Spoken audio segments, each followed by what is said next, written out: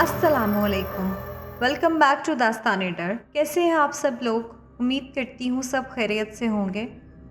तो चलिए चलते हैं आज की स्टोरी की तरफ। रात बहुत अंधेरी है, चांद बादलों से ढका हुआ है, जानवर भी बेचैन हैं, जैसे कोई बुरी आफत आसमान से उतरी हो।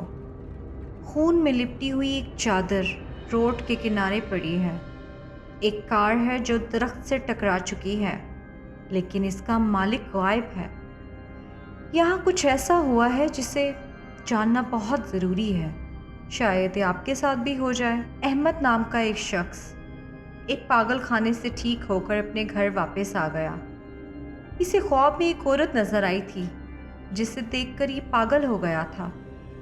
अहमद 6 साल उस पागल खाने में इलाज के लिए एडमिट था, लेकिन अचानक वो बिल्कुल ठीक हो गया। लेकिन ये सब कैसे हुआ? एक रात अहमद सो रहा था कि अचानक वो उठकर बैठ गया और कुछ बुड़बुड़ाने लगा।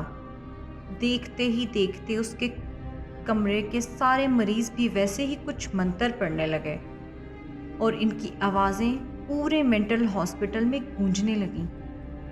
पागल खाने का सारा स्टाफ वहाँ जमा हो गया और सबकी एक ही कोशिश थी कि किसी तरह अहमद को काबू कर लिया जाए। लेकिन वो किसी बुरी आत्मा के काबू में था। शायद वही आत्मा जो उसके ख्वाब में आई थी और उसके पागलपन की वजह बनी थी। आखिर ये आत्मा चाहती क्या थी? कौन है ये आत्मा और अहमद में कहाँ से आ गई? खैर, आगे सुनिए। जब पागल खाने में अहमद किसी की भी बात नहीं मान रहा था तो एक क्रिश्चियन नर्स ने चर्च से फादर को बुलाया। जब फादर जेरी वहाँ पहुँचे तो वो समझ गए कि ये कोई आत्मा है। और फिर एक लम्हा ऐसा आया कि फादर जेरी ने अहमद की आंखों में देखा और वो खौफ से कांपने लगे। खैर, किसी तरह फादर जेरी ने होली वर्सेस पढ़कर अहमद को काबू कर लिया।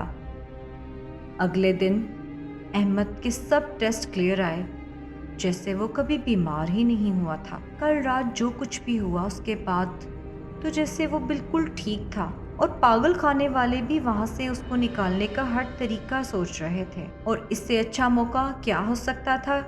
लिहाजा उन्होंने फ़ौरन अहमद को डिस्चार्ज करके घर भेज दिया।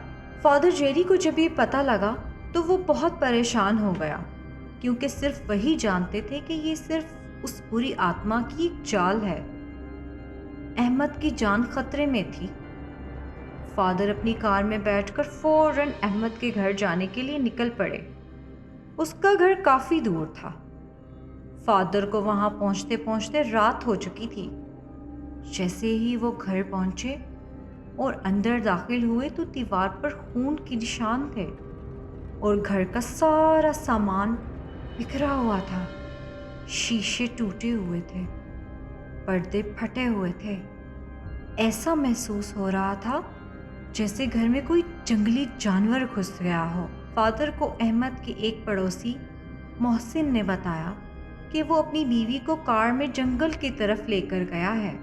फादर ने मोहसिन को उस बुरी आत्मा के बारे में बताया और कहा कि अहमद और उसकी बीवी की जान खतरे में है और हमें उनको बचाना होगा। अब जेरी और मोहसिन दोनों जंगल में अहमद के पीछे निकल गए। थोड़ी ही दूर पहुंचने के बाद एक कार नज़र आई जो दरख्त से टकरा गई थी।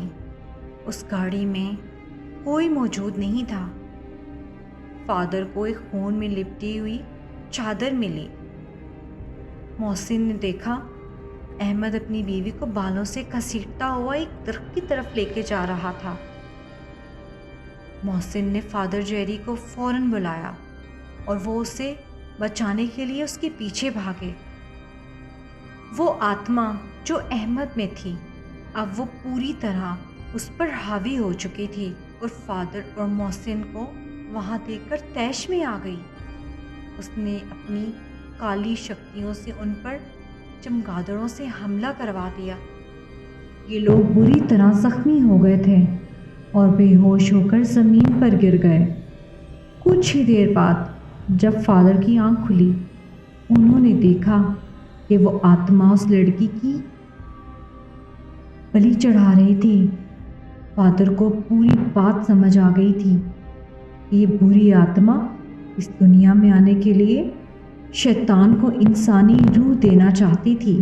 फादर ने चुपचाप अपनी जीभ से होली वाटर निकाला और पीछे से इस पर हमला कर दिया। ये सारा पानी उन्होंने अहमद के मुंह पर डाल दिया और क्रॉस निकालकर उस आत्मा के गले में डाल दिया।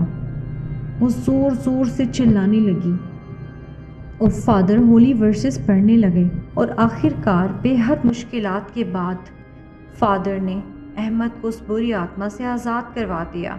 अब यहाँ मैं ये बताती चलूँ कि आप सोच रहे होंगे कि उसकी जान बचाने के लिए फादर क्यों आए, तो मैं आपको यहाँ ये बताती चलूँ कि जो आसेब या आत्मा उस पर हावी थी वो एक क्रिश्चियन थी। अब सब कुछ ठीक था। फादर जेरी, उनका पड़ोसी और अहमद अपनी बीवी के साथ वापस घर आ गए।